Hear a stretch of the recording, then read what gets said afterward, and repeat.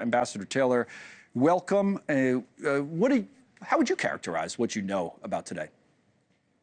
Connell, the way you described it is exactly right. That is, President Trump and President Zelenskyy had agreed on a 30-day ceasefire, and that they took to, President Trump took to President Putin. Right. President Putin didn't agree to that. President Putin agreed to a small version of that, a limited part of that, which you described correctly as just on the energy infrastructure. That's a good thing.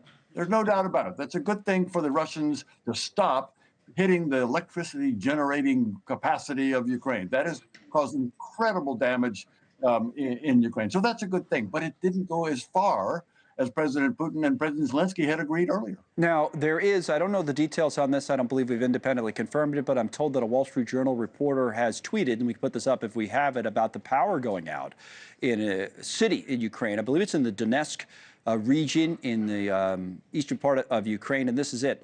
Not even an hour later, meaning after what was said, we just read, a Russian-guided bomb takes out the power in that Ukrainian city. You go to the maps that we have here on our tablet, and they'll try to tell you the general area that we're talking about here. That area that's shaded in pink is Russian-controlled, and the Donetsk region in question is right in there, basically, is what we're talking about. Your reaction to that and the timing of that and the significance of that? Well, as you reported, President Putin said he had given an immediate order to stop the attacks on energy facilities, energy infrastructure in Ukraine. And here we have this immediate attack. The Ukrainians have a lot of experience with ceasefires that the Russians have signed.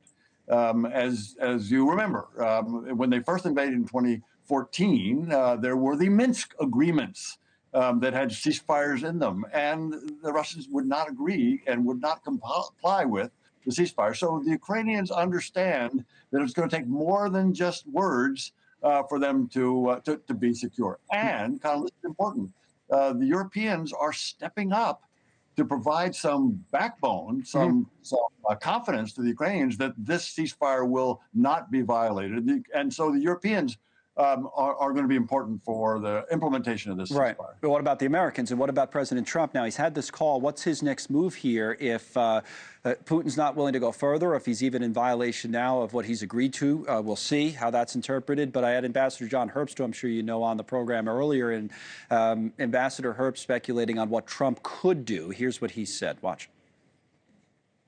President Trump should make it clear that our arsenal is open for purchases by Ukraine or by Europeans on Ukraine's behalf, or as part of a loan from the United States, perhaps against those critical minerals of the deal, which will be consummated at some point in the near future. Putin, if we put more sanctions on Russia, that's a good thing, but that will take time to have an impact. Okay. What do you think, Ambassador Taylor? What should Trump do next? I think John is right. That is, the pressure on Putin, if he violates or if he stalls, the pressure on Putin can come. It can come, as John said, militarily. We can provide or sell more weapons, and there are ways to do that John just described.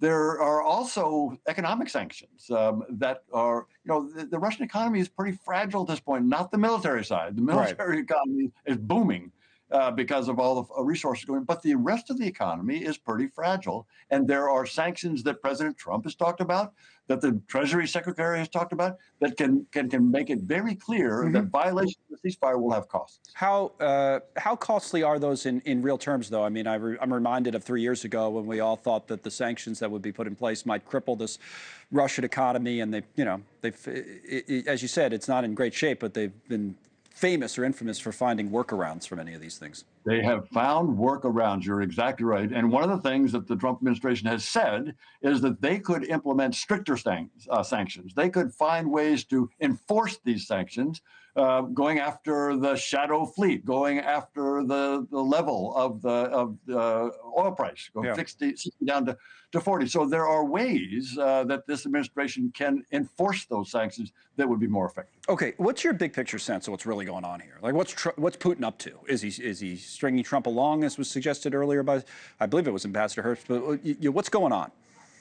Connell, what Putin has wanted, what he still wants, is to completely dominate Ukraine. That's his goal. And he'll do this step by step. He's tried a lot of different ways in the past. He's now invaded big time for the last 3 years, on into the 4th year, and he's trying to dominate Ukraine. So that's what his goal is. And if he can get that through some kind of a deal where he requires or forces Ukraine to give up its sovereignty or to give up its ability to defend itself, that's what Putin is after. Thanks so much for watching. Just go to joinnn.com to find NewsNation on your television provider. And don't forget to click the red subscribe button below to get more of NewsNation's fact-driven, unbiased coverage.